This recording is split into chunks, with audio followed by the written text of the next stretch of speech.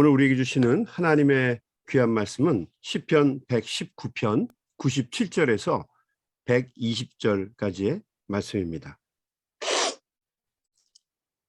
시편 119편 97절에서 120절까지의 말씀 한 절씩 돌아가면서 교독하도록 하겠습니다. 내가 주의 법을 어찌 그리 사랑하는지요. 내가 그것을 종일 작은 소리로 읊조리나이다. 주의 계명들이 항상 나와 함께하므로 그것들이 원수보다 지혜롭게 하나이다. 내가 주의 증거들을 늘 읊조림으로 나의 명철함이 나의 모든 스승보다 나으며 주의 법도들을 지킴으로 나의 명철함이 의인보다 나으니이다. 내가 주의 말씀을 지키려고 발을 금하여 모든 악한 길로 가지 아니하였사오며 주께서 나를 지켰으므로 내가 주의 규례들을 떠나지 아니하였나이다. 주의 말씀의 맛이 내게 어찌 그리 단지요. 내 입에 꿀보다 더 단이이다. 주의 법으로 말미암아 내가 명철하게 되었으므로 모든 거짓 행위를 미워하나이다. 주의 말씀은 내 발의 등이요 내 길의 빛이니이다. 주의 이름을 지키기로 맹세하고 정하였나이다. 나의 고난이 매우 심함으로 여호와여 주의 말씀대로 나를 살아나게 하소서. 여호와가 오니 내 입이 드리는 자원을 받으시고 주의 공의를 가르치소서. 나의 생명이 항상 위기에 있사오나 나는 주의 법을 잊지 아니하나이다. 악인들이 나를 하려고 물을 놓았사오나 나는 주의 법도들을 떠나지 아니하였나이다. 주의 증거들로 내가 영원히 나의 기업을 삼았사오니 이는 내 마음의 즐거움이 됨이니이다. 내가 주의 예를 영원히 행하려고 내 마음을 기울였나이다. 내가 두 마음 품는 자들을 미워하고 주의 법을 사랑하나이다. 나의 은신처시요 방패시라. 내가 주의 말씀을 바라나이다. 너희 행악자들이여 나를 떠날지어다. 나는 내 하나님의 계명들을 지키리로다. 주의 말씀대로 들어 살게 하시고 내 소망이 부끄럽지 않게 하소서. 나를 붙드소서. 그리하시면 내가 구원을 얻고 주의 율례들에 항상 주의하리이다. 주의 율례에서 고난하는 자는 주께서 다 멸시하셨으니 그들의 속임수는 함이니이다. 주께서 세상의 모든 악인들을 찌꺼기같이 버리시니 그러므로 내가 주의 증거들을 사랑하나이다. 내 입가 주를 두려워하고 떨며 내가 주의 심판을 두려워하나이다. 아멘. 아멘. 시편 119편의 기자는 하나님의 말씀에 대해서 절대적인 권위를 가지고 살아가는 사람입니다. 그가 하나님의 말씀에 최고의 권위를 부여하는 이유는 두 가지입니다. 첫 번째는 하나님의 말씀이 너무 좋아서입니다. 하나님의 말씀을 너무 좋아해서 하나님의 말씀에 최고의 권위를 두는 것이고, 두 번째는 하나님의 말씀에 대한 경외심 때문입니다. 이 시편의 기자는 하나님의 말씀이 너무너무 좋습니다. 첫 번째, 큰 즐거움이죠. 자기가 지금 당하고 있는 고난도 고난으로 느껴지지 않을 만큼 굉장히 하나님의 말씀을 즐거움으로 생각하는 사람입니다. 그래서 말씀을 읽고 또 듣고 묵상하고 적용하면서 그 말씀대로 살아내려는 데만 관심을 집중하고 있는 사람입니다. 옛날 조선시대에 사대부들이 글 공부를 아주 좋아했죠. 그래서 책 읽기가 너무너무 좋아서 아무것도 안 하고 책만 읽는 것과 같은 이치입니다. 지붕에서 낙숫물이 방바닥으로 뚝뚝 떨어져도 전혀 신경 쓰지 않고 오직 책만 읽습니다. 집이 가난해서 아무것도 먹을 것이 없겠죠. 당연히 아내가 먹을 것을 벌기 위해서 자신의 머리카락을 잘라서 시장에 내다 팔아도, 심지어 애가 아파서 열이 펄펄 끓어올라도 오직 글 공부에만 빠져서 삽니다. 어떻게 보면 참 딱하기도 하고 이해하기도 쉽지 않지만 당시에는 그것이 선비의 도리라고 생각을 했죠.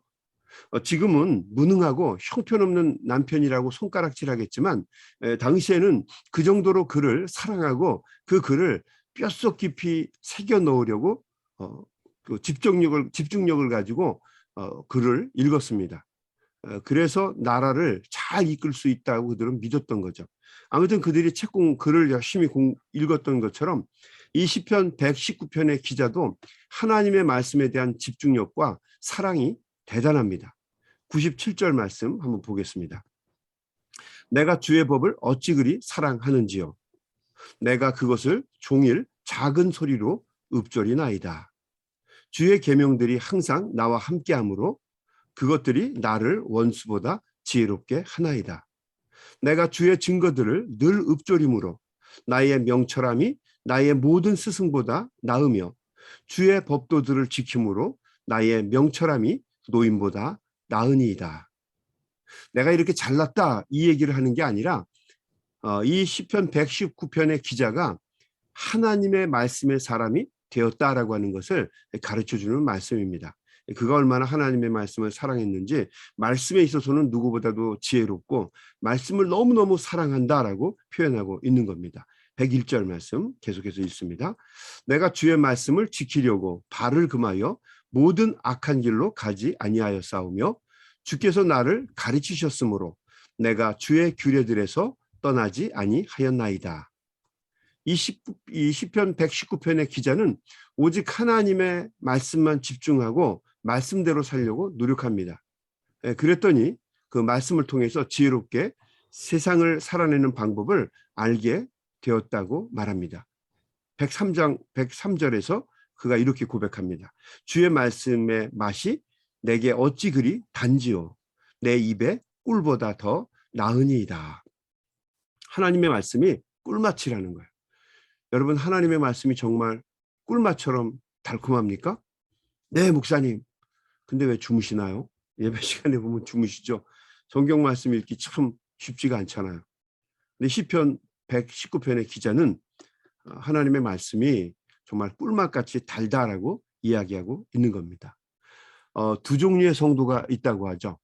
첫 번째는 후탁 성도. 많이 들어보셨죠? 후탁.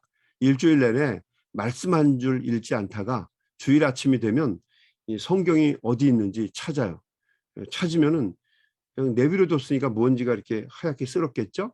그러니까 후 불어서 먼지를 털고 탁탁 털어서 성경책 들고 교회에 옵니다. 그래서 후탁 성도라고 그러죠.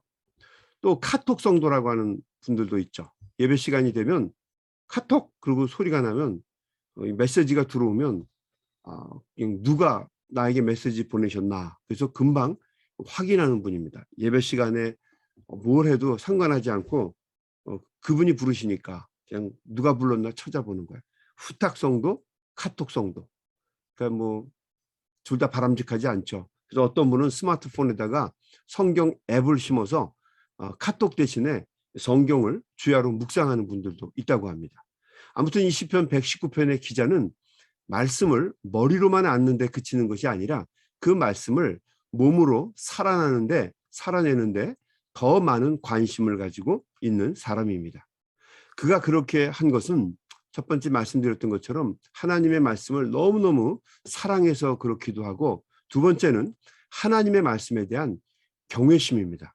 하나님의 말씀에 대한 리스펙트, 존경심이죠. 그는 하나님의 말씀을 누구보다도 경외한 사람입니다. 그것이 자신이 살아가야 할 길이라고 믿었던 거죠. 하나님의 말씀을 사랑하고 또 그 하나님의 말씀을 너무도 귀하게 여겨서 그 말씀대로 살아가는 그 길이 바로 자기가 평생 살아가야 될 길이라고 믿었던 것입니다. 104절 말씀입니다. 주의 법도들로 말미암아 내가 명철하게 되었으므로 모든 거짓 행위를 미워하나이다. 105절 보세요. 주의 말씀은 내 발의 등이요 내 길의 빛이니이다. 주의 의로운 규례들을 지키기로 맹세하고 굳게 정하였나이다. 주님의 말씀이 내 발의 등이고 내 길의 빛이다라고 이야기합니다. 그리고 그 말씀대로 자기가 평생 말씀을 지키면서 살아가겠다고 다짐을 합니다. 이 말씀에 대한 리스펙트가 대단한 거죠. 고난 속에서도 변치 않고 오직 하나님의 말씀대로 살 것을 다짐을 합니다. 107절 나의 고난이 매우 심함으로 여호와여 주의 말씀대로 나를 살아나게 하소서. 109절입니다. 나의 생명이 항상 위기에 있사오나 나는 주의 법을 잊지 아니하나이다. 악인들이 나를 해하려고 올무를 놓았사오나 나는 주의 법도들에서 떠나지 아니하였나이다. 내가 주의 율례들을 영원히 행하려고 내 마음을 기울였나이다. 오직 하나님의 말씀대로 살려고 노력을 했다라고 기록하고 있습니다. 오직 하나님의 말씀이 이 시편 기자의 인생 잣대가 된 것입니다. 113절 말씀 내가 두 마음 품는 자들을 미워하고 주의 법을 사랑하나이다. 이 시편의 기자는요 오직 한 마음이에요. 하나님의 말씀입니다. 세상 사람들의 길이 아니라 우리 믿음의 사람들이 가야 할 그 길대로만 간다는 거죠. 여러분 우리가 살다 보면 답답하고 억울하고 정말 너무너무 힘든 일들이 많죠. 그러나 그럼에도 불구하고 우리가 믿음의 사람이라면 믿음의 사람이 가야 할 길이 있다는 거죠. 방황할 수 있고 낙심할 수 있고 좌절할 수 있어요. 그러나 믿음의 사람은 믿음의 길을 가야 합니다. 그 길이 바로 하나님의 말씀의 길입니다. 114절 말씀입니다. 주는 나의 은신처요 방패시라. 내가 주의 말씀을 바라나이다. 115절 너희 행악자들이여 나를 떠날지어다. 나는 내 하나님의 계명들을 지키리로다. 주의 말씀대로 나를 붙들어 살게 하시고 내 소망이 부끄럽지 않게 하소서. 117절 나를 붙드소서. 그리하시면 내가 구원을 얻고 주의 율례들에 항상 주의하리이다. 주의 율례들에서 떠나는 자는 주께서 다 멸시하셨으니 그들의 속임수는 허무함이니이다.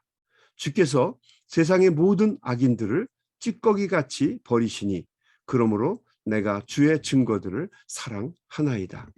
결국에는 하나님의 말씀대로 살고 말씀에 집중할 때 하나님께서 그를 쓰시고 그를 축복해 주신다라고 하는 확신이 이 시편 119편의 기자에게 있습니다. 이 시편의 기자는 점점 말씀이 진행되어 갈수록 강렬하게 하나님의 말씀에 대해서 집중해서 그 말씀을 사랑하고 말씀대로 살아내려고 애쓰는 그 시인의 마음과 모습을 우리가 역력히 볼 수 있는 거죠. 이 시편 기자는 이제 점점 시간이 갈수록 마치 그 점층법처럼 돼 있습니다. 그래서 1, 2절에는 약하게 시작을 하다가 시편 나중에 176절에 이르게 되면은 19편 176절에 이르게 되면 아주 강렬하게 점점 이 말씀에 대한 열정이 에스컬레이트 되는 것을 우리가 볼 수가 있죠. 시인의 말씀에 대한 집중력, 그의 뜨거운 마음과 모습을 우리가 시편 119편을 통해서 볼 수가 있습니다. 하나님의 사람은 하나님의 말씀의 길로만 가야 한다라고 하는 이야기입니다. 제가 지난번에 한국에 가면서 그 비행기 안에서 영화가 많더라고요. 비행기 타니까 영화를 그냥 최신 영화를 많이 보더라고요. 그래서 그 영화를 저도 참 많이 봤는데 그중에 참 감동적으로 보았던 영화가 한 편이 있었어요. 참 좋더라고요. 설경구 씨가 주연으로 나왔던 자산어버라고 하는 영화입니다. 자산어버. 한번 여러분 기회가 되시면 꼭 보시기를 아주 강력히 추천합니다. 자산어버. 조선시대에 있었던 천주교 탄압을 배경으로 만들어진 영화입니다. 그 황사형 백서 사건이 있었죠. 한 가족이지 않습니까? 그 뭐 처남인가 동서인가 제가 정확하게 모르겠는데 그 황사형 백서 사건으로 인해서 흑산도로 귀향을 갔던 정약전 정약용, 제가 정약용을 너무너무 좋아해요. 그 정약용이라는 이름이 들어가면 다 봤는데 정약용이 막내고요. 정약용 위로 정약종이 있습니다. 정약종도 대단한 사람이에요. 저도 이게 목회자가 되기 전에 정약종에 대해서 굉장히 몰두한 적이 있었어요. 정약용, 그 위가 정약종, 그 위가 정약전입니다. 이 자산오보는 정약전의 이야기예요. 그가 흑산도로 귀향을 가서 최초의 생물도감이었던, 조선 최초의 생물도감이었던 자산어보를 쓰게 된 이야기를 쓰고 있어요. 그리고 맨 그 위 형으로 정약현이라고 있습니다. 배다른 형이죠. 정약현, 정약전, 정약종, 정약용, 이 네 형제예요. 제가 이 사람들 다 좋아합니다. 정약현은 잘 모르고요. 그래서 그냥 정시성을 가진 사람도 다 좋아할 만큼 정약용, 정약전 굉장히 좋아합니다. 정약용. 네. 자산오보 영화는요, 깊은 재미가 있는 영화입니다. 아마 여러분도 보시면 다 좋아할 거라고 생각이 됩니다. 잔잔하면서도 역동적이고 또 깊이가 있는 영화입니다. 요즘 영화들을 보면 대부분 폭력적이고 자극적이죠. 너무 시각적으로 화려함만 추구해서 금방 식상하게 되는데 이 자산오보는 정말 잔잔한 감동을 줍니다. 그 자산오보 영화 중에 이런 구절이 나옵니다. 홍어 댕기는 길은 홍어가 알고 가오리 댕기는 길은 가오리가 안다. 홍어 댕기는 길은 홍어가 알고 가오리 댕기는 길은 가오리가 안다. 여러분, 홍어하고 가오리는 생긴 게 비슷비슷하잖아요. 저는 잘 구분을 못 하겠더라고요. 홍어와 가오리 굉장히 비슷한데 이 홍어나 가오리가 다니는 길이 다르다는 거죠. 서로가 가는 길이 다르다는 거예요. 이게 여러분, 우리 신앙인과 세상 사람들이 똑같이 생겼어도 먹고 살아가는 것도 똑같고 살아가는 현장도 똑같아도 신앙인과 세상 사람들은 근본적으로 가는 길이 다르다는 거죠. 가는 길이 다르다 보니까 댕기는 길도 다른 거예요. 오직 하나님의 말씀만 추구하고 말씀만 의지하면서 사는 사람들이 신앙인이고 그 길을 가는 사람이 신앙인입니다. 반대로 세상 사람들은 세상의 어떤 유익이나 이득을 위해서 거짓말도 불사하고 막 살아가는 사람들이, 그 사람들이 세상의 사람들이에요. 하나님의 사람과 세상의 사람들은 그 가는 길이 다르다라고 하는 얘기예요. 신앙의 사람들은, 하나님의 말씀을 붙잡고 살아가는 사람은 고난이 와도 굴하지 않고 돌진하는 사람들입니다. 생선으로 얘기하면 이런 거죠. 마치 그 등이 푸른 생선 같은 사람들입니다.